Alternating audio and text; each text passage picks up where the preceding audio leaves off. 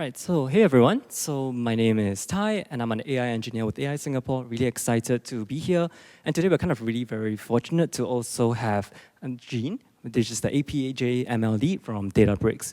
So today we'll be talking a little bit more about the titular issue of representing diversity in Southeast Asia with LLMs. So we'll just get started as you all can kind of stream in. Yeah.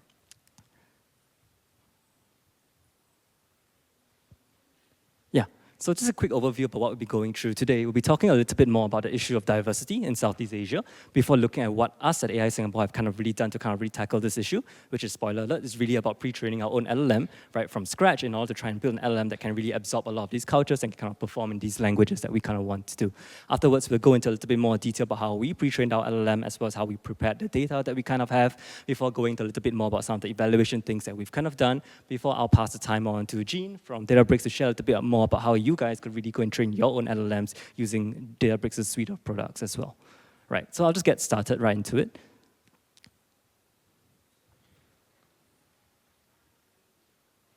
Hold on. Yeah, all right.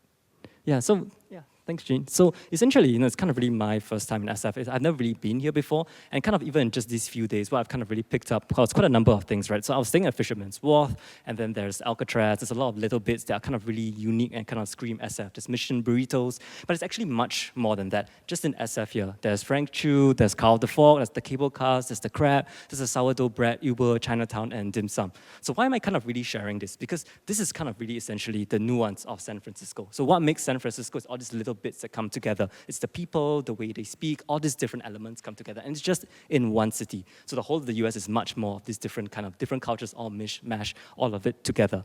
So I'm saying this, so let's take a step back while I keep that in mind. If we take a look and we jump across the ocean back to where I'm from in Southeast Asia, can we go back a little bit? Yeah, then we can kind of see that this problem is exactly the same. Just like how the US has so many different countries, each of the cities all having their own unique nuance, it's likewise in Southeast Asia with over 11 countries. So you can see that that particular issue about what's unique is amplified by 11 times, right? But it's across the Philippines, Thailand, Singapore, Malaysia, and such. So just to give a very quick example, so I came over here to the Moscone Center taking an Uber, right? But in Singapore, what would I be doing? In Southeast Asia, would I be calling an Uber? So I wouldn't. So, but it's an equivalent, right? So what I would be doing, actually I'll be calling a next slide would be a Grab in Singapore. So instead of an Uber, I'd be calling a Grab. So a Grab is basically the equivalent of an Uber over here in SF, right? So it's a really big part of it. So there's much as to how there's Uber Eats, there's also Grab Eats, etc. But more than that, Grab is also really a huge part of Singapore culture, and it's really embedded in the vernacular of it. So for example, we would be using like phrases like, hey, let's grab over there. Hey, could you grab me something? It's really become embedded in the language and the culture of what we've chosen to do. But just like how I would use an Uber in SF, and I would use a Grab in Singapore, I would be using Gojek in Indonesia. Right? So these are all very equivalent services, but they all have their own nuance, they all have their own terms that kind of really showcases the diversity of it. Gojek is a particularly interesting example because Gojek actually has its roots in the motorcycle taxis, which are a really common part of like Indonesia. So for example, here there's probably no motorcycle taxi, right? But in Indonesia, it's something that's really common, it's something that's really embedded into the thing, where we just use a Gojek, you could just be able to just call a motorcycle taxi. But just like how I'll be calling a Grab in Singapore, a Gojek in Indonesia, I'd be calling a boat in Thailand. And just like how I'll be calling a boat in Thailand, I'll be calling a loka in Laos. So why am I saying this? It's because a lot of the very simple things we kind of take for granted, just like calling your Uber, can look very different across the regions and across the different countries. Each of them having their own apps, they all have their own terms, they all have their own little histories behind the things that they kind of use. It's not just in transport, it's also clearly, obviously, well in food, right? So just like how you may have Mission Burritos here in SF, you would have a banh mi in Vietnam. And just like how you may have a banh mi in Vietnam, you could have a numpang in Cambodia. So very similar things, but they all have their own, again, their own unique history and culture that's kind of really caught up in each of these individual countries and cities, right?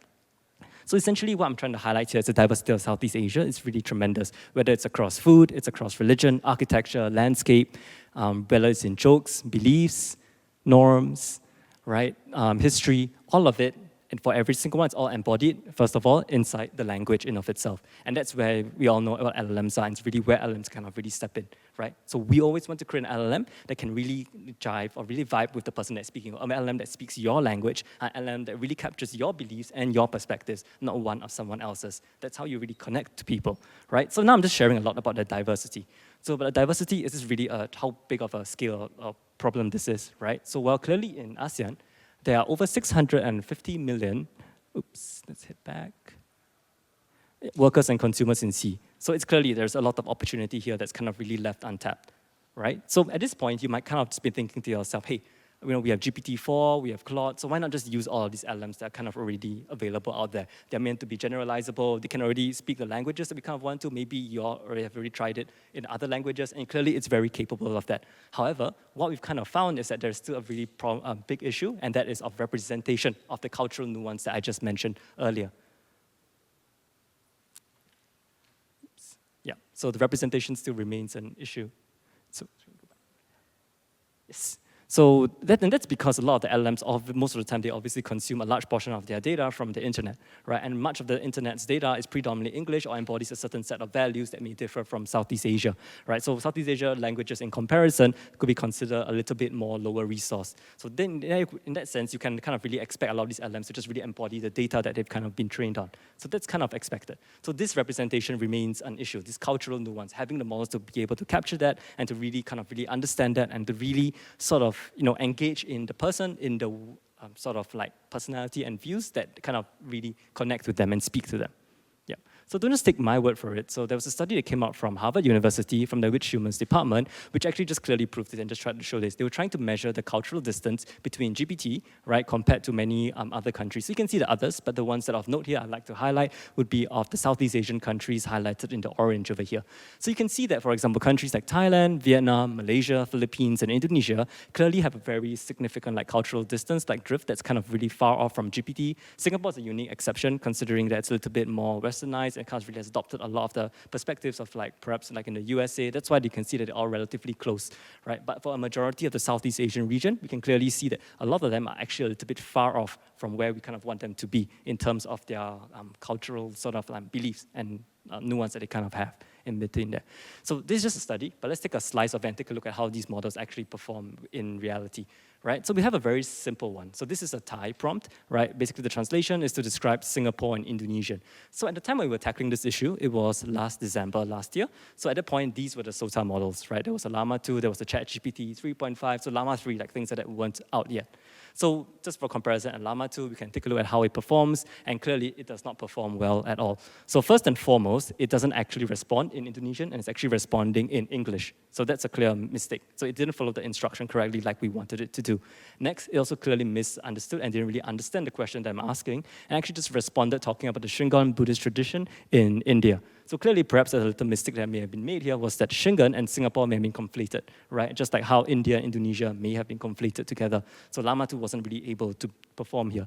Although in this case, you may just argue that, hey, Llama 2 is a small model, 7B model, surely a bigger model would just be able to solve this issue, right? So let's look at 3.5 Turbo. At the time, one of the SOTA ones, right? And we cannot see that it's a little bit better because it's not responding in English, but it's responding in Thai. So the same language as the prompt, but it clearly did not understand the prompt in of itself because it's actually answering, it's not responding in Indonesian like we kind of specifically requested it to do, right? So that is an issue. So now let's take a look at the content, which is at the bottom, the translated version.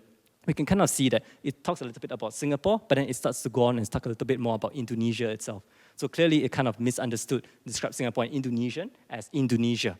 And then it's kind of started going on about that. So clearly even 3.5, and this was just a recent call to 3.5, clearly has issues. So we're not even talking about cultural nuance here. We're just talking about just having a model engage in a language that you want it to be. Right? So this is just a really fundamental thing that current models are not really able to perform, especially if you use smaller ones and less powerful ones like these ones. But if we take a little bit step further and look at today, right? So models now are much stronger. So you'll be saying, hey, we are comparing against Llama 2 and 3.5. Why do we compare against GPT-4 or Llama 3? Right? So that sounds like a clear comparison. Let's take a look. So this time we have a little bit more difficult query. So it's not really difficult in the sense that the query is difficult to understand. It's just there's some nuance behind it. So the translation would be the mosque next to our hotel is very noisy. So what should we do about it?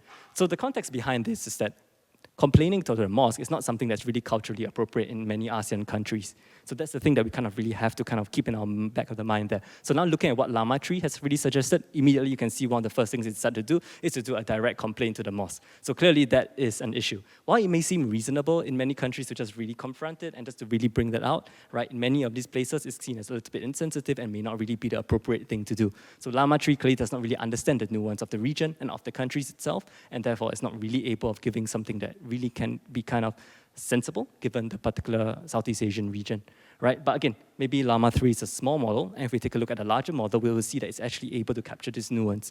We see that that's not necessarily true as well, because GPT-4o has the exact same issue, and actually suggests to really just to talk to the mosque management, although it has a little bit of a nicer lean to it, saying that we should be polite and respectful, but still directly complain to the mosque is not something that's culturally appropriate. Although we can see that the model here, the response was in Indonesian, so that's a little bit better, so we can see that it followed the instruction, but the content still has some issue, right? So yeah, so the whole point that I'm trying to really get across here is that Southeast Asia is generally underrepresented, whether it's across language itself or whether it's across cultures in today's LLMs, right? So that's where we kind of really step in at AI Singapore. So our goal is to really try to bridge this gap here, to really create models that could really embody the region, right? So who exactly is AI Singapore? So AI Singapore really is a government initiative from Singapore to really bring together a lot of Singapore research institutions and startups and companies together to kind of really try and promote AI in Singapore as well as in the region. So it really started off as a training program where we try to really train a lot of apprentices to kind of really, people who perhaps may not have a lot of backgrounds in computer science or in AI to really becoming AI engineers or data scientists, and then just really help contribute and give back to the nation in of itself. So I myself am actually a product of that, right? So I actually was an apprentice once, and then in the end I've decided to join AI Singapore and really try to build LLMs for the region. So my specific team and what I'll be sharing about with C-Line will be from the AI products team. So that's where I'll look a little bit more into it. Yeah. So the AI products team, our entire mandate is to develop open source AI products and frameworks to accelerate AI adoption by the industry. So essentially everything that we do, we release it fully open source. We don't really keep any of it. We really share everything that we've kind of learned to the entire region. The whole goal is really to build LLMs that kind of really enable everyone, right? Especially considering the nature of Southeast Asian languages, and many of which are already a little bit lower resourced, right? It really makes more sense for everyone to collaborate together to try and bring this up to the next level. Right? So at AI Products, one of the main things that we've kind of released last year was obviously the LLM that I'm talking about. So that would be the C-Lion model. So C-Lion is basically short for Southeast Asian languages in one network. So what's really different about this particular LLM compared to the other LLMs is that this LLM has seen a significant higher proportion of Southeast Asian languages and cultures inside it compared to other ones, right? So this really has come from a lot of our work with our partners and really stringent processing of all the data that's kind of really available publicly as well. So again, I'll just emphasize that this model is also made freely open and it's already available. It's a Hugging Face, so you all can just feel free to just go there and just kind of use it. And it comes in two sizes, the 3 billion and the 7 billion model, as well as a 7 billion instruct model as well. So obviously the larger one having higher and increased capabilities.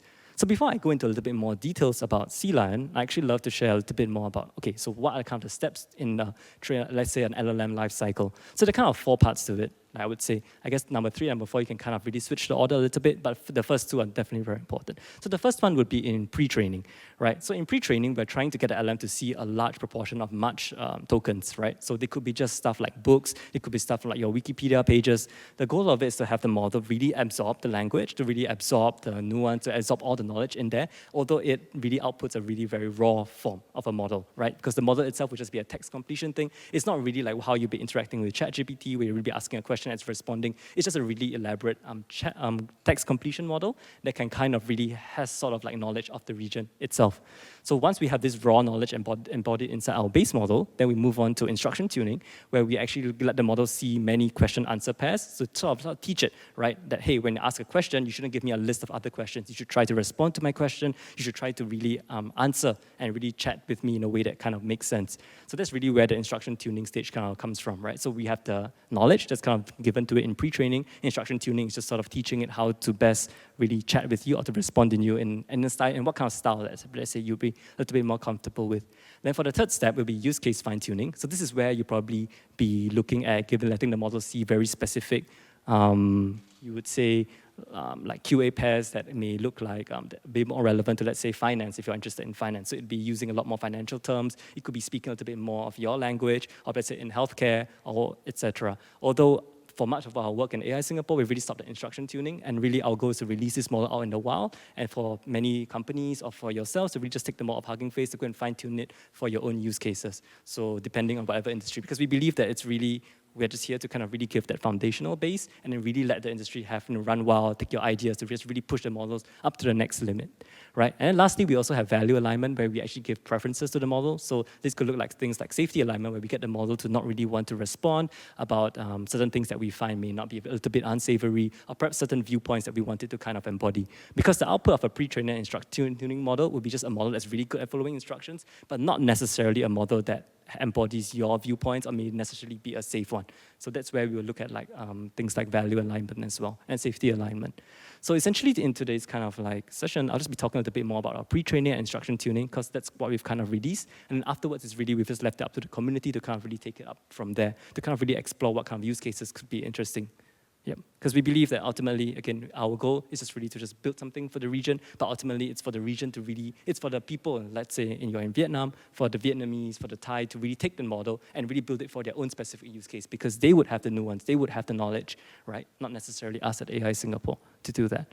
So to sharing a little bit more about pre-training, so pre-training is a little bit unique, right, from what I mentioned about instruction tuning and all, et cetera, is because the data kind of looks something like this, right? It's just a constant, like a passage of text. And what's unique about this text is that it sees a lot of this text. So it's in the size of trillions. Just like how you may know, Llama 3 has already seen like trillions, I think 13 or 14 trillion amount of tokens, right? So the really goal of this is that it's by quantity. It's huge amounts of these tokens, but also we also want it to be as high quality as possible. But in large proportion compared to the others, it's much more. These documents also tend to be really long form text, and really one of the key things that we kind of really want from these texts is that we want them to be really particularly diverse. So we want them to really contain multiple domains, multiple languages, right? You want them to really embody a quite broad spread of things so that the model really captures a lot of stuff from there. So that's what we kind of need for pre-training, right? Yep. So kind of how we tackled this issue was really to rely a lot on our partners. Because if you remember what I spoke about earlier, is that much of the available resources on the internet, Southeast Asia doesn't really have as much of that. Much of it is still predominantly English, and therefore, much of what our approach has been, obviously we're still taking whatever is available publicly on the internet, but we also work a lot with our partners to really help give us that additional sort of perhaps linguistic supervision about what kind of data we should keep, what kind of data that we should kind of really prioritize, what kind of data we shouldn't prioritize and could be considered low quality, and also to just contribute just raw data for us to kind of really consume. So this is a really big part, something that we really prioritize. So just to show a little bit more examples about the Southeast Asian data quality, let's not even look at Indonesia, Thai, or anything Southeast Asian. We just look at one in English. We can kind of see that it already has many issues. This is just one example, and you can see the bits highlighted in red. The bits highlighted in red are just clearly advertisements. They're just text. There's stuff that we don't really want the model to see, because this is from an article about rationing, right, on water scarcity in India. So clearly, this is stuff that we kind of have to clean out. So you can just see that even in English, and it's considered a high resource language, right? It's lots of high quality text. There's already issues and many things that we kind of have to deal with. So now leaving aside English, then we look into Indonesia. So Indonesia, right, this is already a really good example we've kind of picked out. We can also see that there's still problems again. Likewise, there are advertisements here. You can see the bits in red, like the Baka Plus is trying to advertise for our Baka Plus app, which is not something that we want. And then the one in yellow, we're talking about a copy code voucher, right, for a Bitcoin app and such. So these are kind of things that we don't really want. So in Indonesia, it's clearly the issues that we face in English is just amplified and way more. Furthermore, in this particular document, these three different pieces of text are disparate. They don't necessarily connect with one another. So if an LLM was to see this, it's trying to make links towards things that don't necessarily make sense. Ideally, we want to make this as clean as possible, right, and stuff that we want to make it like sort of connected and also of higher quality, etc. So this is just one example. And I think a large part of it also stems from the nature of the region itself. So one key thing is that perhaps whenever you want to build an internet presence, it's very natural for you to just go onto the internet and to really build that presence in English. So that's something that you kind of do naturally, right? But within the region itself, much of whatever comes off the internet, oftentimes is really it's a lot more functional, a lot more tangible, and that has its particular sort of form as well. So sometimes they come a little bit more with advertisements, they come with a little bit more corporate kind of speak. They aren't really as natural as we would like as well. So this kind of limits the diversity of what's kind of available compared to, let's say, in English. But diversity is not just necessarily in content, but also in the format, like this example here in Thai. So this example here was taken from a dictionary, actually. So there are 3 sentences here that kind of illustrate how to use a particular word. So the translations are in English, The ones in yellow, so those are the ones I added in, so you can just kind of, they're not actually part of the text itself, right? So this is a really high quality piece of text, so that's actually great because the sentences make a lot of sense, and that's wonderful. However, the issue with this is that much of these kind of high quality texts are often locked in formats like this, like the dictionary and all of that. Because part of our mandate is really to create open source LLMs, which are fully commercially permissive. So this means that we can't touch a lot of the data that's currently available. So you imagine a lot of your books data is stuff that we probably, we don't touch, because that's clearly something that's a bit more of a legal quagmire to kind of deal with. So we work on stuff that's really fully open and really permissive, and that is where the issue kind of lies. And this means a diversity of what you can kind of take on. So some things like dictionaries tend to be where stuff is a little bit more open source. That's where we kind of really rely on a lot of our data from. But then there's issues with just having this kind of most of your high quality data looking in a particular form, which really affects the diversity of what we want the model to see, which is a little bit problematic. Right? So now I'm talking a little bit more about the data. So that's great. We've seen that there are many issues and many things that are clean, but how big is the data, right? So, well, clearly it's tremendously huge. So one of the things that we put into C Lion, which is the LLM that I was talking about, right, was the MC4, which is a multilingual variant of the C4. So it's beyond 27 TB. We've also added stuff like refined web at beyond 5 TB, red pajama at 3, the stack at over 3 TB, etc., and so on. So at this point in scale, right, it's no longer something like a simple script that you can kind of just use to just run to go and clean your data. It's when you really have to start scale up and think about your data pipelines a little bit more. And currently in our process, we are also cleaning the CC, Common Crawl raw ones, which you could see is actually tremendous in size, which is actually beyond 9 petabytes, which is huge. So we're trying to clean as many snapshots as we can, but clearly at that point in scale from there, just jumping on, you really want to just build a pipeline that's really very robust, something you can kind of really hold strong when trying to clean all of these texts itself. So our approach has been really it's really in a very simple form where we just download the data, we extract the text itself, we detect the language, and then we deduplicate it. The key things that we've kind of brought to the table here when cleaning our data was to really use our native speakers that we kind of have available to really help us take a look at what are the thresholds we should kind of use in order to cut off what we consider great data, poor data, or like data that's just kind of middling and perhaps we don't want to add it inside. And obviously part of it's also in our data pipeline that we've kind of really built in trying to process this. For cleaning up the MC4, the refined web, right? We're using the exact pipeline to really go and process the entire common crawl, at least as much of it as possible, though we are a bit iffy about trying to process the data that's a little bit maybe after 2022 or 2023, when ChatGPT was a little bit out there, because we don't really want to poison the data a little bit too much. We want to use data that was was not as synthetic as before. Right? And then the last thing was that about our collaboration. So likewise, much of this was really only possible through the collaboration with many of our partners who are able to really offer that native speaker supervision to kind of really tell us, okay, hey, this is a piece of data that kind of makes sense linguistically, because passing it through Google Translate is not really going to work. It may look right, it may look appropriate, but actually there's certain nuances inside there that may have been missed. For example, the structure may look a little bit weird, it may be a little bit too formal, it may not be very sort of natural in the way that someone would actually be speaking. So we also have collaborators who kind of really support us in that effort as well. They also contribute data, and again, so we're really thankful for that effort as well. So I think the whole point I just want to highlight here is that it's really important to really have our full data pipeline that's kind of really set up in order to process this. I think it's something that we all kind of really understand, but to also augment that process with humans and people who kind of understand the data a little bit, and to constantly run experiments, to constantly keep checking this. So this was only really possible with the effort of, Spark. So this was what we kind of used. Like really, it wouldn't have been possible if we weren't able to do this concurrently, right? So this was what we were using. So we're using both Apache Spark and Airflow to kind of orchestrate the entire process in cleaning the common crawl in of itself. Yeah. So clearly the performance is much better, right? And then we could really parallelize it much more. So this is a small example of what the Airflow system kind of looks like. So we have one where we just sort of take in each particular segment, we run the downloads on it, we will do the cleaning, we will upload, and it will send an email for us. So what was really valuable for this, it was really quite easy for us to set up with our own infrastructure, which I'll share a little bit later. But it was really easy for us to set up, it was straightforward, and again, really grateful to Databricks because this was fully all open source and available. So now let's say we've cleaned our data. So we have all the words, we've removed all the advertisements, we've already checked what languages they were from, right? We'll then now need to process this text into tokens before the model can consume it. So tokens are essentially pieces of text, right? So let's say we look at the example on the left, hello Databricks, let's talk about diversity in Southeast Asia, right? A tokenizer will split the text up into the one below. You can see hello, that, app, R, and X, right? So you can see that these are all individual tokens there. So these individual tokens can then be subwords or like even up to a character level, for example, at the very end there with the exclamation mark. So you can see that you managed to break out that text into 20 tokens, right? So there are many ways to kind of represent this text. So you might be saying that, okay, hey, why break it down into words like hello? why not just break it down into H, E, L, L, and O? Because clearly you just could use the alphabet to just really assemble any sort of word that you kind of really want to. Well, the issue with that is by doing that, you would have increased the number of tokens that you have by a significant amount. And that actually affects the training efficiency and memory usage. Ideally, the less tokens we have, the better and more efficient our training can be. Plus, it's also cheaper when during inference because we're not really generating as many tokens or consuming as many tokens. Another thing to consider will also be the linguistic information of each individual subunit. So for example, in each subword, like hello, it's a meaningful word. But if you break it down into H, E, L, and O, individually, they don't have as much linguistic meaning as the full word, like, let's say like hello, or Asia, or diverse, or that, etc.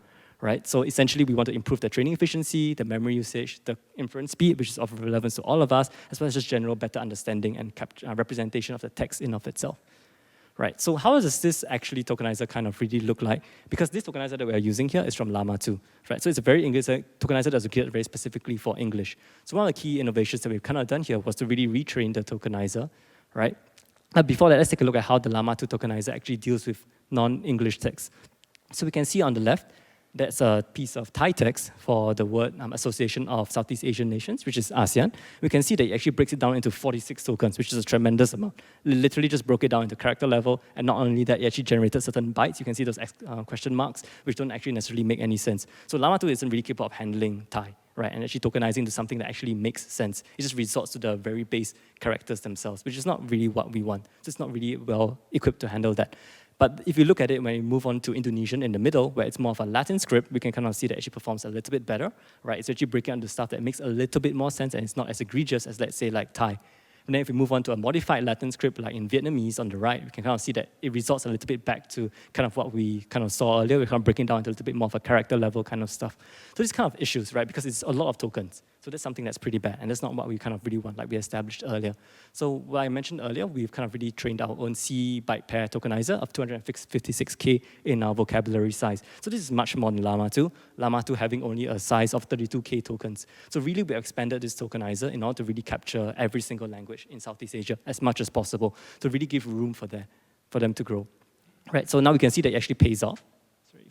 Go back. Yeah, then if you take a look at the Thai one, right, it actually broke it down into just 5. So from 46 tokens, our tokenizer actually just gives it out into just 5 tokens, which is basically essentially 89% less. So this is significantly better, right? And then also, each of the individuals, we could say subwords or words, have much more meaning, right? They're broken up at places that make a lot more sense as opposed to the character level. For example, in the Thai one at the bottom right, in the yellow text there, it actually just means the full word of like Southeast Asia. So that's great, it makes sense, you know? So that's all right, and that's great. In Indonesia, we kind of see that it's also great. It's also about 50% less. And then with Vietnamese, a little bit more modified script, it's about 60% less. So it's much more efficient. We also capture much more meaning from the script that we're kind of really consuming, and that kind of really improves the performance of the model, whether it's across just inference or whether across training as well.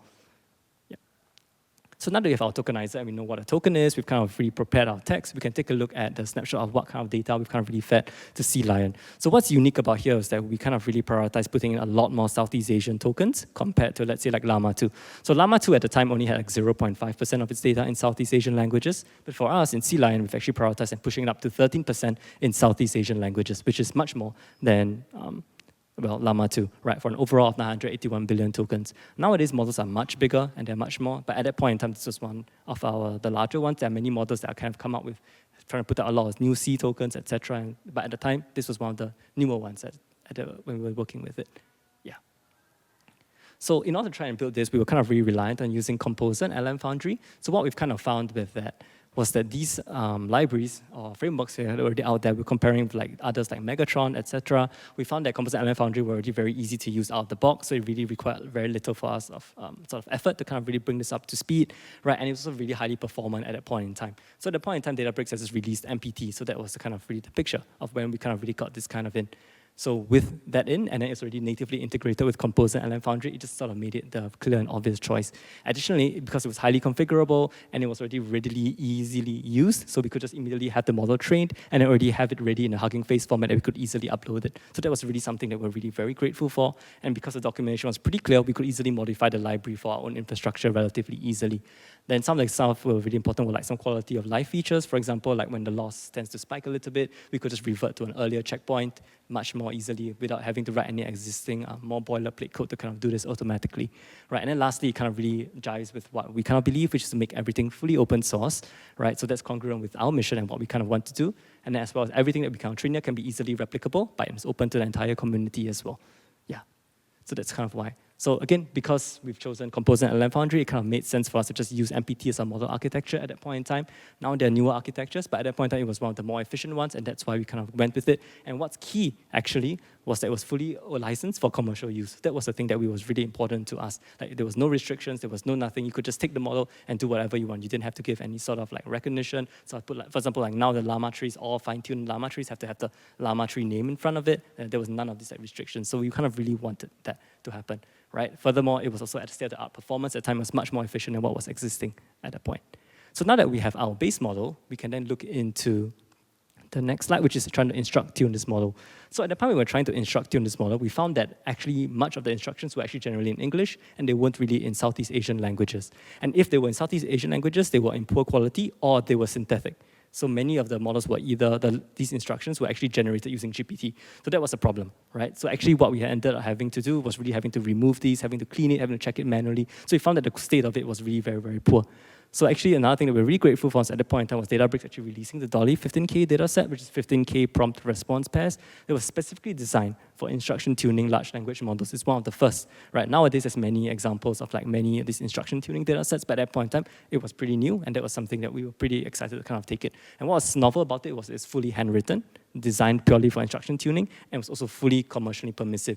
Right? So this was actually a really big thing because I think now there's a lot of hoopla about, okay, consuming GPT outputs in your instruction tuning, etc. And there are many of these like, different kinds of concerns. So not having to deal with that and just having a fully kosher data set available was something that was really important to us and was part of what we used when we were trying to train our Sea Lion 7B instruct.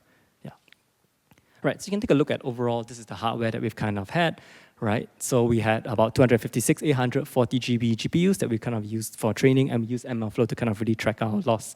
Right, so what's interesting is just on the right, the NSCC, that stands for the National Supercomputing Cluster in Singapore. So that's what we kind of used to kind of really clean and process the data that we kind of had like, at that scale. So we just used that as our main processing, right, for to clean our data before moving to our S3 bucket and then passing the clusters for training, and then we're just logging it with MLflow. So you can just take a look. So essentially now that's what we have, right? So we've kind of retrained a model. We've trained a base model with instruction tuned it. But then the question comes now is how do we actually evaluate the model? How do we know that what we're kind of doing actually is effective? It's something that actually works, or perhaps it doesn't work. So the issue with that at that point in time, there was that no Southeast Asian evaluations for a lot of these LLMs. Now there are a few more, but at that point in time, there wasn't any. So what we've decided to do was actually to create our own benchmark. And you can feel free to just check it on arXiv, the BASA paper in of itself, which is the benchmark for holistic evaluation of generative AI in Southeast Asian languages. What's unique about this BASA benchmark is that we don't just look at the traditional NLP tasks, stuff like sentiment analysis, etc. We also look at the linguistics of it. So we look at the model's performance across in syntax, in semantics, pragmatics, across Southeast Asian languages, as well as its representation of cultural stuff, as well as its sensitivity towards many of these cultural nuances that I mentioned earlier. So the whole point of this was to recreate our own benchmark that we could really use to kind of drive our experiments, to kind of drive all the stuff that we've kind of been trying out. Right, nowadays, there's a little bit more of other kind of benchmarks. We found that this has been holding strong and kind of showing a lot of these different kind of, by including all these additional aspects of it. Yeah, so they can take a look at how benchmarking on the OpenLM leaderboard at that point of time was. So we actually honestly didn't expect the model to actually perform very well in English, right? So the fact that we got around the middle was something that we were really glad for because the model was really geared towards Southeast Asian languages specifically. So we kind of found that it was around the middle of the pack, which was something that was a little bit surprising to us, but we were glad for it. So at that point in time, the Mistrals were the top models. Now I'm sure we're already much further than beyond that, but at that point in time, it was the Mistral set. Yeah, but what's interesting and novel would be the part about when we're actually fine-tuning for Southeast Asian language and looking at its performance, then we kind of see that Sea Lion actually does really, really well for the languages that we kind of want it to, whether it's a cross-generation translation task, QA, summary, toxicity, sentiment, etc. And I think what's interesting is actually for sentiment, it actually manages to surpass GPT-4 at that point in time. So GPT-4 is a much larger model, so we kind of really expect GPT-4 to really do the best in it. Yep, and Sea Lion to not necessarily do the best in these categories when compared to a much larger model, considering that it's much smaller at 7 billion, right? But it's still surprising to see that in some cases, it actually managed to beat GPT-4, which really kind of really highlights the point of having your model's tokenizer kind of really geared towards the language that you want and actually training your model on a lot of these Southeast Asian tokens, as opposed to just dumping a lot more English ones and really curating the data carefully. So essentially what we managed to accomplish was to train our Sea Lion 3 billion, as well as our Sea Lion 7 billion and our Sea Lion 7 billion instruct. We've also managed to accompany it with our set of encoder models, which you can also freely use on Hugging Face, like the XLMR 250M and the BERT 310M. So we won't go into much detail about that since it's focusing a little bit more on Sea Lion, but that's kind of really where our flagship is, and we kind of hope you're taking a look at that and trying to see whether it made something that's relevant to your use cases. And we work with many partners to kind of really make this possible, whether it's VisTech, many universities, Glare, Corica, VinAI, Chulalongkorn University, right? So the whole point of this is really, it's all entirely a regional effort. Like Singapore itself cannot really embody the culture of the region. It takes every single country, right, in the Southeast Asian to really embody it, about all of us working together to try and really build a model that can really represent the entire region as a whole. Yeah. So what's next for us? So we'll be training a larger model. So hopefully it's something that you guys can keep an eye out on. So right now we have a 7 billion model, but we're looking to train a larger one. Obviously with the more newer techniques and stuff, maybe we'll be like upscaling some of the stuff, or maybe continue pre-training, right? So there's a lot of stuff that we're excited to really explore, as well as to perform a little bit more intensive value alignment for it with the region. We'll also be looking into validating some of the demands, so perhaps fine-tuning specifically, right? If you're interested in RAG use cases, then we'll be fine-tuning specifically for RAG use cases in these languages, or perhaps you have other use cases like agentic behavior, right? Like perhaps you want to take on actions, etc. So our whole point of this is that we just want to keep this whole thing really agile, really keep moving forward, because the region in of itself is still developing really, really quickly, right, as adoption of AI really increases. And much of what we do, we release fully open source, we share our expertise, we share whatever knowledge that we can, because the whole goal of all of this is really, it's entirely not for profit, it's really just for us to really all cooperate together to try and really advance the region further in Southeast Asian performance. Yeah. So with that, I'll kind of pass the time on to Jean. So thank you so much. So Jean will share a little bit more about the collaboration between AI Singapore and Databricks, as well as a little bit more information that you can kind of really share a little bit more about the services that Databricks kind of offers when you're going to train your own LLM and fine-tuning it as well. So thanks.